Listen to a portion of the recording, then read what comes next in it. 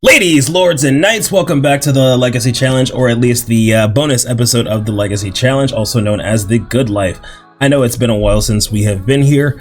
It has been quite a crazy month. I went to TwitchCon, and then I had I really needed a break from this just because of just how much energy the last episode actually took out of me. But I didn't expect for it to have lasted so long before I didn't expect to go so long without playing this game or continuing the Legacy Challenge, but we back now. This is probably going to be a bonus episode where I'm just mostly going to I'll give you guys a little bit of context by showcasing the new designs of some of our characters in The Sims 4 Legacy. But just in case you're new here, my name is Prince Azirion, and this is our Legacy Challenge, and this is right here, this is our main character, Goode. Corey grew up mostly independent. She didn't really have much of a choice. She had to kind of raise herself because she had two neglectful parents who weren't really interested in being parents. However, she recently moved in with her grandmother.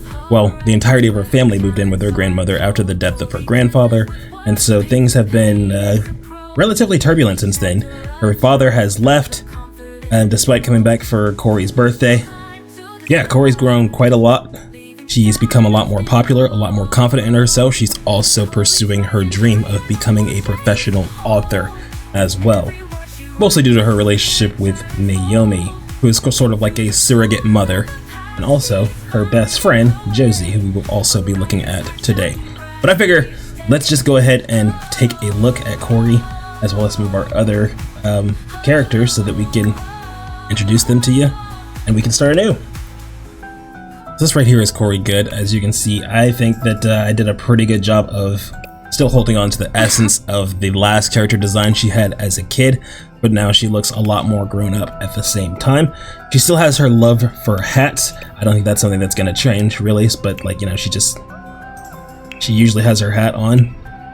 Oh, maybe not. Maybe she doesn't usually have her hat on anymore. There we go. Okay, yeah, she usually has her hat on, and so despite hot weather, cool weather, doesn't really matter. Her hat is kind of like the staple of her personality. It reminds her, it's kind of like a comfort thing, you know. When she was a kid, you could think of it sort of like, you know, the kids that had like blankies that they would hold on to, or stuffed animals, so to speak. It's just like their little bit of comfort as they explore the world around them. And Corey's has become a staple of her personality, and even into her teenagedom, she still loves this hat. But I actually really like all of Corey's looks. I think that each one still kind of captures her essence, and she even has different hats to go with different outfits, so that we still get the personality no matter what outfit she happens to be on a day-to-day basis. But of course, she wants to look a lot more grown up and professional, as she tries her best to kind of brush elbows with higher ups and highbrow people as she tries her best to become an author. She doesn't really go all out for parties. It looks like she just kind of takes off her hat, which I think shows tremendous amount of growth that she's able to take off her hat for parties. And so, yeah, each of her party outfits still they're pretty toned down, as she's not really like much of a show out kind of person. But that's okay. She's able to take off her hat when the situation demands it. Like I said, hot water. I keep saying hot water. Hot weather. Same thing. Still has the hats. Still has the same personality. Cold weather as well, which is perfect because we are probably about to enter into winter, I think.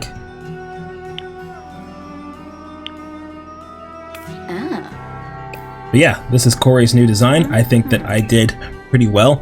I'm not the biggest fashion buff, so, you know, it's okay if you disagree that I did well, but I really like how Corey turned out. I think that she looks really, really good. Let's head on over to the Gendrys. So first off, we have Naomi Gendry, and of course this is the surrogate mother. She looks like she's in her, athletic gear, but this is what she usually looks like typically. But she is like a kind of a rock star. She was an author who like had this huge image, so she was also a model in addition to being an author, but she's kind of Corey's ideal. And on top of that, she was very, very loving to Corey when she didn't really have much of a family. And so Corey kind of idolizes Naomi. Naomi's husband, this is Joe Gendry. He appears. But classic businessman type, you know, he grew up with the family business, then took over the family business, so he was doing really well for himself. Met Naomi, and despite the fact that, you know, most people would expect that two highbrow people to just kind of have one of those marriages. It's just like, well, of course, the rich guy is going to have a certain kind of wife, but there's actually quite a lot of love in their marriage, a lot of mutual respect as well. Let's look at the next updated. Let's look at the two twins. So we've got Josie Gendry, who is Corey's best friend in the world. Josie has a love for singing, but she also takes after her mother quite a bit. You can plainly see in her style. I tried my best to recapture what I did with Naomi, but with Josie. Josie's a little bit younger, but she's also going to be incredibly popular in high school. But in addition to being popular, she's also very sensitive and high-strung, and so she gets stressed out very, very easily because she's a huge perfectionist. She wants to be big. She wants to be a singer, as opposed to Corey's wanting to be an author. But she is a lot harder on herself than Corey happens to be, and so yeah, that's a thing. I tried my best to give her different styles because I figure she probably wouldn't just stick to one design or the other. And so she's kind of got just a few different styles that I tried to do various things with and to give her more of a variety. Looking at her twin brother, we have Sawyer Gendry. Now Sawyer is the classic bro kind of classic broke sim. Not broke sim, excuse me, bro sim. And so Sawyer is also very popular because he's considered to be pretty attractive, but in addition to that, he also just moves to the beat of his own drum. He kind of doesn't, he tries his best not to let what other people say get to him, and he kind of just does his own thing. He's a too cool for school type. I'm sure that won't cause any issues in the future, especially with him being a romantic. Not just a romantic, but potentially a serial romantic. So we're gonna see how that shakes out, if you catch my drift. But I also really like Sawyer's design. I tried my best to go for the future fraternity stereotypical bro type, but with addition to also being from a very privileged family. And so I feel like I nailed it. This golden attire, I just think that it just works so well for the personality that I'm imagining for Sawyer. Sawyer is the type to kind of go all out for parties. He tries his best to look as good as he could and go to as many parties as possible because he likes interacting with people, he likes flirting with people, and so he's going to try his best to be as social as possible. So in addition to Corey and Josie, I also aged up the rest of Corey's friends, formerly the Kids Next Door. Now they're called the Ensemble, and so we're going to take a look at some of them as well. We've got Blake, Carmen, Scarlett, Trinity, and Alexander Goth. Let's take a look at Blake first. Alrighty, so this is Blake Pineda, and she is a clumsy genius, and so she's the smartest girl in her grade by far, but also that comes with her being just a little bit socially awkward. Luckily, she already had friends from childhood, and so the ensemble kind of has her back in all of her endeavors. But Blake is kind of the classic trope of just always inventing something, always doing something new. She just kind of wants to. The way Corey would describe her is that she would take over the world. All she needs is the confidence to do it. And so this is Blake. She has a very toned down appearance, especially from when she was a kid. However, she does still have some semblance of personality in the sense that she decided to dye her hair because she wanted to go for a very certain look. And so I actually really like Blake's design. I think that she's great. She reminds me of several people that I actually went to high school with. Make no mistake, she's not just in the classic private school outfit. She also has her own sense of style as well, and there is some variety going on as well. They all have the same vibe to them, I feel, but she does have quite a lot of variance. Her younger brother, Jackson, I haven't aged up yet. He's still got a little bit of time to go before he turns into a teenager as well, but they still have a really good relationship. They're still very close. Alrighty, and then we have Carmen. Carmen is the alternative look going for her, and so I gave her piercings in the light. I wanted to really accent her freckles, just to bring those out a little bit more. But I also really like Carmen's design. I think we did a really. I mean, I'm a little biased, but I think we did really good on all of these designs.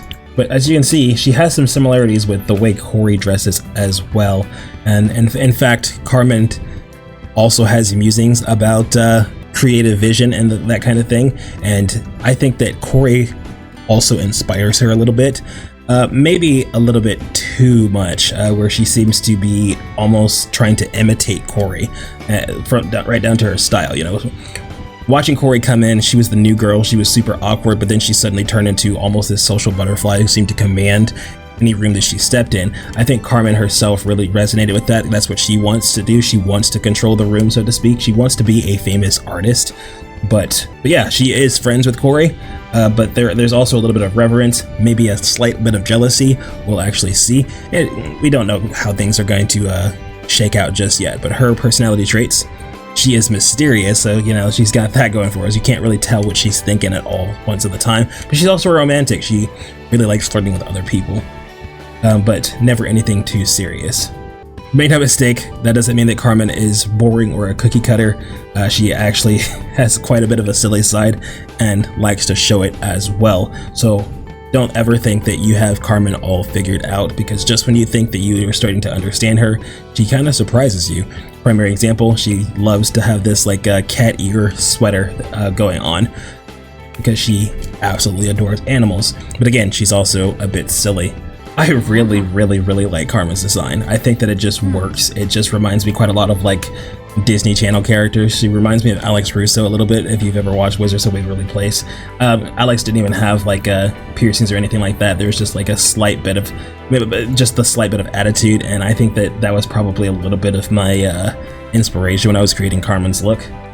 But I just think that, again, I just really love all of these character designs, and I'm going to try my best to make sure each and every one of these characters has importance to the story. So next up we have the Santiago family, and I think this family was made by, I want to say someone in the gallery. I think I downloaded them, but I did update their teenage look, the two sisters' teenage look, to actually give them their own separate personalities. But I tried my best not to change too much of like the original vision for the characters, because it looks like someone like actually went in and designed them to look a certain way when they aged up into teenagers. You'll see what I mean in just a second. Let's start with Scarlet. So Scarlet, if I could describe Scarlet, she loves all things mystical. So she really wants to find out all the secret truths of the world. She wants to see, so spell casting, all that kind of stuff. So she's really into the occult. Anything that seems to be outlandish or strange, Scarlet is kind of just all over. That is her bread and butter. It's all she really cares about. She doesn't really care about how she's viewed, so to speak. In fact, she is always in a good mood. She's just known for always being in a good mood. She's very cheerful. Different to that, she's also chic, and so she takes a lot of pride in the way she looks as well, which is very unique, as you can plainly see. I mean, not many people could pull off this style, in my opinion, but Scarlet finds a way to make it work.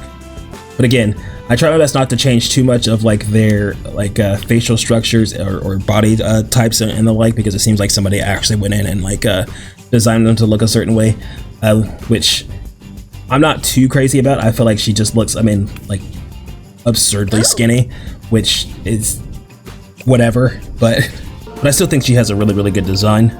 Again, I'm very biased to that fact. Now let's look at Trinity. Trinity is the classic cheerleader type, and so I actually imagined her to be also very popular, much like Josie. However, she's got a bit of a mean streak on her, and so in addition to being very popular because of the way she looks, she's also very jealous, and so she doesn't like attention being off of her, and that's probably the main reason why her sister Scarlet has started to just look for things that are weird and outlandish, because trying to fit in and trying to be like Trinity has always been something that Trinity has taken offense to, and so she's just like, okay, I'm just going to be as different from my sister as I possibly can be. So like I said, somebody clearly designed Trinity, and so I didn't really change much about her design, so to speak. She's just got the classic cheerleader look. I just kind of changed her hair to make it, I'm using CC hair, but I didn't really change much of her styles, because it was already just it was already designed, and so I didn't want to mess with that too much. But she's a social butterfly. She just wants to be the most popular person ever, but she also grew up with the ensemble, so she is connected to them in that way. We'll see whether or not her personality kind of grinds against the rest of the party, though. And last but certainly not least, we have Alexander Goth, who also joined the kids next door right at the very end. And I didn't, once again, I just kind of thought back to some people I actually went to high school with, and that was like my inspiration for how Alex now looks. I really like this hair for Alex. I just think that it works out, him trying his best to find his identity. And that leads to, you know what, maybe I don't want to be like as cookie cutter as maybe my parents had set out for me. And so kind of growing out his hair is like an act of defiance, so to speak. But he really wants to find his soulmate. That's what Alex seems to care about. I think I randomized a lot about Alex, but he's a bookworm. Well, I think that's actually just canon, that he's a bookworm. But he's also tender, so like he's like the best friend that you can have. He's very, very supportive of all of the rest of his friends, so much so that he's like the only guy in their friend group. I mean, Sawyer is also there, but he's not technically a part of the friend group. Alex actually hangs out with the group on a regular basis. Everybody seems to trust him. Everyone seems to like having him around. And again, he's just one of those warm personalities that you just can't get enough of. You don't really get sick of, and that's what I love about Alexander. Make no mistake, Alexander does have quite a bit of personality, and so I actually just found some random colors that like maybe Alexander would like based on my best estimation for his personality, and I just think that I kind of nailed it here. I just think that the pink just works for him. I don't know. Once again, I think that the cold weather is probably my favorite set of outfits for all of these characters. I think that it's something that just kind of works. I love it so much. I actually almost forgot Elsa. Elsa is also a genius type, and so she is like the math whiz who's going to be like the physicist, and so she's one of the few people who can actually match Blake in terms of intelligence. But I almost forgot to show you Elsa as well, because she's not technically a part of the ensemble, but Corey does know her. They are friends. She's just not a part of the core friend group. She's just on the outside, but she kind of competes with Blake, so to speak, for the supremacy of just who's smarter than who kind of thing. But Elsa has a very, very simple wardrobe. She only like alternates between these two different styles. One is very simple. The other one is just like cottagecore vibes. I don't know how you would actually describe that, but I also really like Elsa's design. I think that she looks really, really cool as well. But yeah, like I said, this was just going to be a very, very quick video just to showcase that I am still working on this series. I just completed like everyone's redesign, so to speak, and there's more to come because Eli is going to be aging up in just a few in-game days, and so probably next episode we'll probably see him age up. And so he will no longer be little baby Eli, he will just be Eli at that point. And but yeah, that's kind of how things stand right now. I am going to be continuing this series. Just thank you so much for your patience as far as me taking a break from all this stuff. Once again, with all the TwitchCon and all that stuff going on, it's just it's been a bit of a struggle. I think I'm going to start looking for an editor so that I don't have to do all of this myself. That would mean more content for you guys. But in addition to me working on this, I'm going to be starting some new playthroughs very, very soon. I'm also streaming quite a bit. I just hit affiliate on Twitch. As you're seeing this video, I am an affiliate on Twitch, and so I started posting my VODs on this channel. I hope that's okay. Eventually, maybe I'll create a secondary channel just for the VODs, but wanted to show you that this account is not dead. I'm still playing quite a lot. Well, I'm still hoping to post quite a lot. It's just slow going right now, you know, when you have a full-time job, so to speak. So like I said, I'm probably going to be looking for an editor pretty soon, just because I just got to find one that I can afford. But it's been a struggle trying to record all these things and then also get them edited, especially with me trying to grow my stream. But like I said, I'm an affiliate now, so if you'd like to hang out, I'm a bit of a cozy kind of gamer. I'm going to be a variety creator, but right now I've been playing a lot of Lockdown Protocol. You might have seen some of the clips here on this channel, which I'm going to continue to post because I am obsessed with that game. I keep playing that game, and I never get sick of it. I also met a couple of different streamers just from playing that game. I met Yoka Siri the other day, which I did not expect to happen, but meeting her kind of got me over the finish line. I now have over 100 followers on Twitch, as well as I hit my affiliate rank, and so now I'm able to slowly make the climb, slowly make the grind into trying to have some semblance of this being my full-time job. We're a long ways away from that, I know that, but at the same time, it actually looks plausible now that I've actually hit affiliate, and, you know, over the last month or so, I went from 30 followers to over 100 followers, and so it's starting to look like it is possible, and yeah, I think that's all I have for you today. But thank you so much for watching this video. Be sure to subscribe to the channel, leave a like on the video if you did, and also leave your thoughts down below. If you have storyline ideas, you have character ideas that you want, let me know how you feel about certain characters, how you feel about their designs, if you have any updates that you would like to see to designs and that kind of thing. But once again, follow me on Twitch. It's just Prince_Azerion, just kind of like it's spelled here on YouTube. Feel free to give me a follow. I would appreciate if you just, even if you just come out to just hang out, you don't have to even interact in the stream. I would of course appreciate if you did, but that's not something that's a requirement at all. But thank you so much for watching. I will see you guys next time. Prince out.